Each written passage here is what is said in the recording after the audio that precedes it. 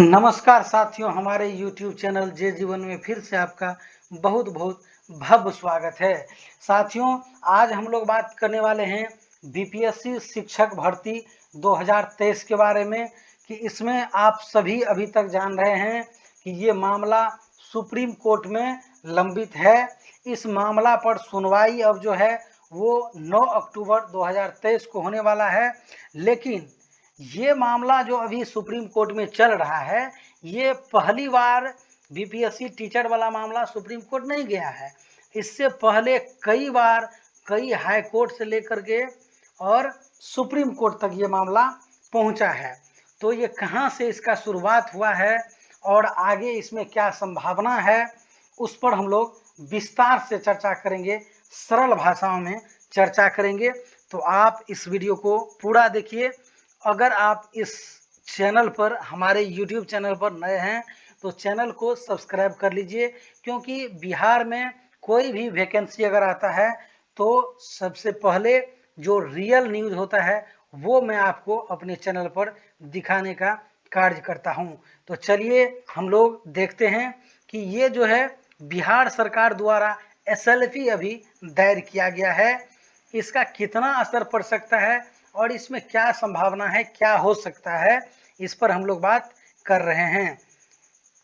आप सभी को ज्ञात है कि बिहार सरकार व शिक्षा विभाग द्वारा बिहार शिक्षक भर्ती प्रक्रिया से जुड़ा एक SLP 25/9/2023 को, यानी 25 सितंबर 2023 को डायरी नंबर 39/833/2023 SLP नंबर 0-220-49/2023 दायर किया गया है, जो 3/10 यानी 3 अक्टूबर 2023 को वेरीफाइड हो चुका है, जिस पर 9 अक्टूबर 2023 को सुनवाई होने वाली है, जिसे लेकर अनेक प्रकार के कयास लगाए जा रहे हैं।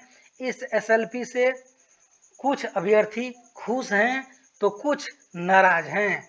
हालांकि इस SLP का हकीकत क्या है, यह तो SLP दायर करने वाले ही जाने कि उनकी मंशा क्या है, लेकिन जानकार बुद्धिजीवी लोग बता रहे हैं, उसको मैं आपके समक्ष सरलता से रखने का प्रयास कर रहा हूं।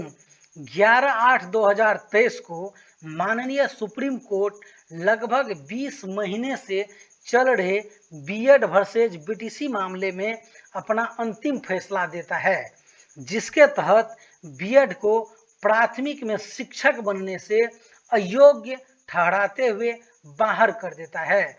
इससे पूर्व अंतिम मई माह 2023 में बीपीएससी द्वारा शिक्षक भर्ती हेतु विज्ञापन जारी होता है, जिसमें बीएड को प्राथमिक में शामिल किए जाने पर आपत्ति जताते हुए डीएलएड के तरफ से सुप्रीम कोर्ट में याचिका दायर कर दिया जाता है और इनके नोटिफिकेशन को चैलेंज किया जाता है। मध्य जून से भर्ती हेतु आवेदन लिया जाता है, जो अंतिम जुलाई तक चलता है, और इसी बीच लगभग 1 दर्जन बार विज्ञापन में संशोधन भी किया जाता है। जब माननीय सुप्रीम कोर्ट का अंतिम फैसला आता है, तब बीपीएससी द्वारा प्रवेश पत्र जारी कर दिया जाता है।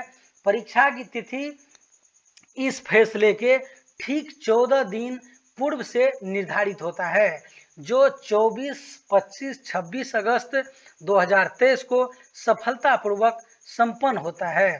सरकार और आयोग को चाहिए था कि परीक्षा को कुछ दिनों के लिए टालकर पहले कोर्ट से स्पष्टीकरण ले लेते, उसके बाद ही परीक्षा लेते, लेकिन उन्होंने ऐसा नहीं किया और अभ्यर्थी ने भी इसके लिए आवाज नहीं उठाया।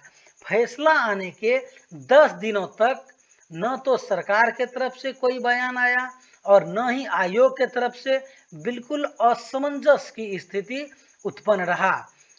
तत्पश्चात परीक्षा से 4-5 दिन पूर्व बीपीएससी के चेयरमैन साहब प्रेस कॉन्फ्रेंस कर सुप्रीम कोर्ट के उस आदेश के मुख्य बिंदुओं पर चर्चा करते हुए बीएड को परीक्षा में सम्मिलित होने की अनुमति कुछ शर्तों के साथ प्रदान करते हैं। चेयरमैन साहब का कहना था कि वे परीक्षा में बैठने से मना नहीं कर रहे, लेकिन फलाफल की कामना नहीं रखना होगा कि रिजल्ट घोषित होगा ही। मतलब यह है कि बीपीएससी के चेयरमैन साहब का कहना था कि आप परीक्षा में बैठ रहे हैं, बैठिए, इससे मैं मना नहीं कर रहा, लेकिन फलाफल की कामना नहीं रखें कि आपको इसका रिजल्ट भी मिले और इसका रिजल्ट भी घोषित हो। उन्होंने यह भी कहा था कि बीएड धारी इस बात के लिए खुद भी फैसला लेने के लिए स्वतंत्र हैं कि वे इस परीक्षा में सम्मिलित हों अथवा नहीं। उन्होंने योग्यता को लेकर अंतिम निर्णय एनसीटीई पर छोड़ रखा है और योग्य अयोग्य का निर्धारण दस्तावेज सत्यापन के समय करने का बात कहा है। परीक्षा अपने तय समय पर सफलतापूर्वक संपन्न होता है और परीक्षा संपन्न होने के तीसरे ही दिन माननीय सुप्रीम कोर्ट का एक और फैसला आता है। उस याचिका पर सुनवाई करते हुए जो डीएलएड अभ्यर्थियों द्वारा जून 2023 में इस भर्ती नोटिफिकेशन को चैलेंज किया गया था, 28/8/2023 को 3 जजों के बेंच द्वारा फैसला सुनाया जाता है कि बिहार सरकार को चल रही भर्ती प्रक्रिया में आगे की प्रक्रिया माननीय कोर्ट द्वारा 11/8 के उस फैसले के अनुसार करना चाहिए। उसके बाद 4 सितंबर को एनसीटीई का सुप्रीम कोर्ट के 11/8/2023 के उस फैसले को लागू कराने को लेकर सभी राज्यों को पत्र भी भेज दिया जाता है कि आप शिक्षक भर्ती प्रक्रिया में कोर्ट के इस आदेश को ध्यान में रखेंगे। परीक्षा संपन्न हो गया। आयोग इतने बड़े परीक्षा का सफलतापूर्वक संपन्न होने की खुशियां भी मनाया। उसके बाद आगे की प्रक्रिया में आयोग बहुत तेजी से अपना कदम बढ़ाता है। प्रोविजनल आंसर की जारी होता है, आंसर की चैलेंज करवाया जाता है, आवेदन में हुए भूल को सुधारने का मौका दिया जाता है और साथ ही 9-12 का दस्तावेज सत्यापन का कार्य भी होता है, यानी क्लास 9 से 9 से 12 तक का दस्तावेज सत्यापन का कार्य भी होता है। इसी बीच शुरू होता है शिक्षा विभाग का आयोग के कार्यों में हस्तक्षेप। अब मजा आने वाला है और दोनों तरफ से लेटर वार जारी हो जाता है।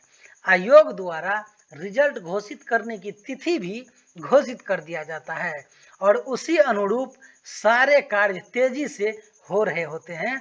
लेकिन अब तक 11 अगस्त के सुप्रीम कोर्ट के उस फैसले को 1 माह बीत जाने के बाद भी न तो सरकार व आयोग के तरफ से स्पष्टीकरण का प्रयास किया जाता है और न ही अभ्यर्थी के द्वारा। 1 माह बीत जाने के बाद हर तरफ से प्रयास शुरू हो जाता है। धराधर अलग अलग राज्यों के अभ्यर्थियों द्वारा रिव्यू पिटीशन सहित लगभग आधा दर्जन याचिकाएं दायर कर दिया जाता है और इधर गुपचुप तरीके से बिहार सरकार भी हाईकोर्ट पटना का दरवाजा खटखटाती है। 12 सितंबर को बीपीएससी, बीएसईबी एवं शिक्षा विभाग का संयुक्त बैठक हुआ जिसमें कई महत्वपूर्ण बिंदुओं पर चर्चा हुई। बैठक संपन्न होने के बाद किसी ने कोई प्रेस कॉन्फ्रेंस नहीं किया कि आखिर उस मीटिंग में हुआ क्या। सिर्फ सूत्रों के हवाले से मिले खबर ही चलते रहे। तीसरे चौथे दिन चेयरमैन साहब ट्वीट करते हैं कि रिजल्ट मध्य अक्टूबर तक आएगा और इसके कई कारण बताए गए, लेकिन मूल कारण नहीं बताया गया। तब ही अंदेशा हो गया था कि अंदर में सब कुछ ठीक नहीं है, कुछ गड़बड़ होने वाला है। मूल कारण तब पता चला जब हाईकोर्ट पटना का बिहार सरकार द्वारा गुपचुप तरीके से मांगे स्पष्टीकरण का जवाब आता है और तब तो और सटीक पता चलता है जब सरकार द्वारा बिना प्रतिवादियों को सूचना दिए गुपचुप तरीके से सुप्रीम कोर्ट में 25/9 को एसएलपी दायर किया जाता है, जिसकी जानकारी अचानक 28/9 को शिक्षक संघ को उसके ही प्रयास से मिलता है। आश्चर्य की बात तो यह है कि इसमें 7 लोगों को जरूर प्रतिवादी बनाया जाता है और किसी को इसके बारे में भनक तक नहीं होता है, जबकि सरकार को एसएलपी दायर करते ही इसकी जानकारी सभी प्रतिवादियों को देना चाहिए था। और तो और सरकार ने जिस आयोग को शिक्षक भर्ती की जिम्मेदारी दी है, उसी बीपीएससी आयोग के चेयरमैन और परीक्षा नियंत्रक को भी प्रतिवादी बना दिया।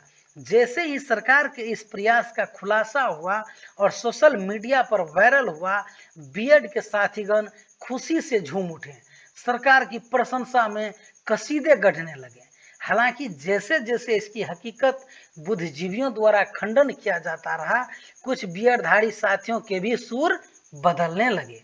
जानकार सरकार द्वारा उठाए गए इस कदम को देर से उठाया जाना करार देते हुए कुछ हद तक सही भी बता रहे हैं।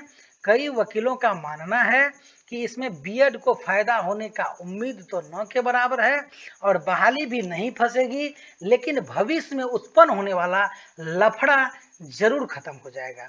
उनका यह भी मानना है कि बिहार का मामला छत्तीसगढ़ के मामले से बिल्कुल अलग है, इसे उससे जोड़कर नहीं देखा जाना चाहिए। उनका मानना है कि सुप्रीम कोर्ट से स्पष्टीकरण आ जाने के बाद बिहार सरकार इस मामले से बिल्कुल फ्री हो जाएगा और खुद को कोर्ट आदेश से बाध्य होने की व्यवस्था जाहिर करते हुए आगे की प्रक्रिया संपन्न करेगा, जिससे अभ्यर्थी प्रत्यक्ष रूप से बिहार सरकार पर हमला कर नहीं होंगे। अभ्यर्थियों द्वारा भी यह मांग उठ रही थी कि सरकार को अपना पक्ष रखना चाहिए, अभ्यर्थियों के हित में एक अंतिम प्रयास करना चाहिए, तो उनका भी बात रह जाएगा। अभ्यर्थी बहुत भोले हैं, बिना कानूनी दव पेंच को समझे, बिना वास्तविकता को जाने ही कोई समर्थन तो कोई विरोध करने लगते हैं। कुछ बुद्धिजीवियों व्यक्तियों का मानना है कि यह सिर्फ राजनीतिक लाभ के लिए उठाया गया कदम है। अब सच्चाई क्या है सरकार जाने, आयोग जाने और बीएड बीटीसी के जो अभ्यर्थी हैं वो जाने। यह बीएड अभ्यर्थियों के साथ छलावा है, यह मात्र एक बहलावा है। अभ्यर्थियों को लग रहा है कि यह उनके भले के लिए है, लेकिन यह तो सरकार अपने बल्ले बल्ले के लिए ऐसा कर रही है और सरकार की बल्ले बल्ले हो भी रही है। सरकार ऐसा कर बीएड धारियों के ओर से वाहवाही बटोरना चाह रही है। बिहार सरकार, शिक्षा विभाग व बीपीएससी आयोग सभी को इस एसएलपी का परिणाम पता है कि क्या होने वाला है। 25 नवंबर 2021 को ही एनसीटीई के 28/6/2018 के उस गजट नोटिफिकेशन को, जिसके आधार पर बीएड प्राथमिक में शामिल था, राजस्थान हाईकोर्ट द्वारा रद्द कर दिया गया था। उसके बाद मामला सुप्रीम कोर्ट चला जाता है, जहां लगभग 20 महीने तक बहस चलती है और अंततः एनसीटीई अपने उस गजट नोटिफिकेशन को सही साबित नहीं कर पाता है। सुप्रीम कोर्ट ने कभी भी राजस्थान के उस फैसले पर स्टे नहीं लगाया और राजस्थान हाईकोर्ट के उस फैसले के बाद 2022 में जो रीट परीक्षा हुई उसमें बीएड को शामिल नहीं किया गया। जब मामला सुप्रीम कोर्ट के अधीन था, तभी सुप्रीम कोर्ट द्वारा सभी राज्यों व चयन आयोगों को निर्देश दिया था कि आगे की सभी प्राथमिक शिक्षक भर्तियों के विज्ञापन में यह निर्देश लिखित होना चाहिए कि बीएड धारियों का अंतिम चयन प्रक्रिया माननीय सुप्रीम कोर्ट में दायर एसएलपी के अंतिम फैसले के अधीन होगा, या माननीय सुप्रीम कोर्ट में ये जो मामला चल रहा है उसका जो अंतिम फैसला होगा उसके अधीन होगा, जिसका बीपीएससी द्वारा नज़रअंदाज किया गया। सीटेट ने पिछले बार के अपने अंकपत्र और प्रमाण पत्र में यह अंकित कर दिया है और इस बार भी अंकित रहेगा। जब बीपीएससी मई में नोटिफिकेशन जारी किया था, उसके कुछ दिनों बाद उस नोटिफिकेशन को डीएलएड अभ्यर्थियों द्वारा सुप्रीम कोर्ट में चैलेंज कर दिया गया। ये बहुत बड़ी पॉइंट है डीएलएड वालों के लिए। सुप्रीम कोर्ट में जो 9 तारीख को जो सुनवाई होने वाली है, 9 अक्टूबर को, उसमें ये मामला जो है इसको भी बेस बनाया जा सकता है कि बीपीएससी के नोटिफिकेशन को ये चैलेंज कर दिया था डीएलएड अभ्यर्थियों द्वारा, सुप्रीम कोर्ट में चैलेंज कर दिया गया था, जिसका फैसला 28 अगस्त को आया और 28 अगस्त में बताया गया कि सुप्रीम कोर्ट का जो आदेश आया है उसका पालन आपको करना है। डीएलएड की ओर शिक्षा विभाग को बीएड को प्राथमिक में शामिल न करने को लेकर ज्ञापन भी सौंपा गया था। डीएलएड की ओर से शिक्षा विभाग को बीएड को प्राथमिक में शामिल न करने को लेकर ज्ञापन भी सौंपा गया था। परीक्षा संपन्न होने से 14 दिन पूर्व ही 11 अगस्त को माननीय सुप्रीम कोर्ट के 2 जजों के बेंच द्वारा अंतिम फैसला आ चुका था। 28 अगस्त को इसी भर्ती प्रक्रिया को लेकर विशेष रूप से पुनः माननीय सुप्रीम कोर्ट के 3 जजों के बेंच द्वारा फैसला सुनाया गया। स्पष्टीकरण से जुड़े अलग अलग राज्यों के 2 याचिकाओं को खारिज कर दिया गया। सरकार के स्पष्टीकरण के आवेदन को पटना हाईकोर्ट ने भी अस्वीकार कर दिया। पटना हाईकोर्ट के इस निर्णय से असंतुष्ट होकर इसी निर्णय को चैलेंज करते हुए सुप्रीम कोर्ट में सरकार के द्वारा एसएलपी दायर किया गया है। इस एसएलपी में न तो 11/8 के फैसले को और न ही 28/8 के फैसले को चुनौती दी गई है।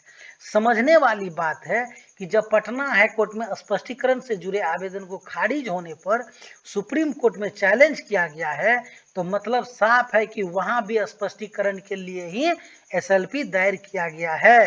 साथ ही जैसा कि बिहार सरकार के एजी पीके शाही जानकारी दी है कि उनके द्वारा माननीय कोर्ट से इस बार की भर्ती प्रक्रिया में बीएड को शामिल करने की गुजारिश रिक्वेस्ट की गई है, अर्थात अनुमति मांगी गई है। मतलब यह याचिका नहीं याचना है। इससे इस एसएलपी को बीएड धारी अपने पक्ष में, प्रयास तो डीएलएड धारी अपने विपक्ष में सत्यानाश मान रहे हैं। इस एसएलपी में नियोजित शिक्षकों से जुड़ी कोई भी बात नहीं है। प्रारंभ में यह एसएलपी डिफेक्टिव था, जिसे बिहार सरकार के वकीलों द्वारा जल्द ही दूर कर लिया गया और इसके बाद जो है आपको मालूम है कि ये 9 अक्टूबर को इस पर सुनवाई होनी है। सरकार भी जल्द ही एसएलपी पर सुनवाई चाहती थी और वो डेट इनको मिल भी चुका है। 10 अक्टूबर से पूर्व माननीय सुप्रीम कोर्ट द्वारा इस एसएलपी पर अपना स्टैंड क्लियर कर देगा। या तो हाईकोर्ट में स्पष्टीकरण से जुड़े आवेदन को खारिज होने पर सुप्रीम कोर्ट में चैलेंज किया गया है, तो मतलब साफ है कि वहां भी स्पष्टीकरण के लिए सुप्रीम कोर्ट एसएलपी दायर किया गया है। साथ ही जैसा कि बिहार सरकार के एजी पीके शाही ने जानकारी दी है कि उनके द्वारा माननीय कोर्ट से इस बार की भर्ती प्रक्रिया में बीएड को शामिल करने की गुजारिश की गई है, अर्थात अनुमति मांगी गई है। मतलब यह याचिका नहीं याचना है। ये सभी इस पर हम लोगों ने अभी चर्चा किया है। ये खारिज हो सकता है या इस पर सुनवाई तो होगा ही। सुनवाई का डेट भी ये तो यहाँ क्लियर हो चुका है कि 9 अक्टूबर को इस पर सुनवाई होना है। कुछ बुद्धिजीवी व्यक्तियों का मानना है कि बिहार सरकार को फटकार भी लग सकती है।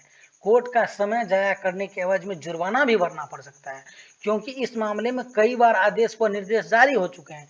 हालांकि जब रिक्वेस्ट किया जाता है तो उसमें जुर्माना की बात नहीं भी हो सकती है। अब सभी वादी प्रतिवादी कमर कस के तैयार हैं। सभी अपने अपने पक्ष में धुरंधर वकील उतारने को बेताब हैं। डीएलएड के तरफ से भी तैयारी भरपूर है। हर मोर्चे पर खुद को मजबूती से पेश आने के लिए आतुर हैं। अब देखना यह होगा कि आगे क्या होता है। क्या आप सभी बीएड एवं डीएलएड धारी साथीगण निस्वार्थ, निष्पक्ष एवं खुले मन से तथ्यों पर आधारित सत्य और ईमानदारी पूर्वक अपने तर्क संगत विचारों को कमेंट बॉक्स में अवश्य रखें। इस पोस्ट के लिए मैं श्रेय देना चाहता हूं एसएन गुरुकुल यूट्यूब चैनल है यूट्यूब पर, इनको मैं श्रेय देना चाहता हूं। इनके तरफ से भी इसके यूट्यूब चैनल पर भी कई तरह की पोस्ट आते रहते हैं, तो उसको आप लोग जा करके देख सकते हैं।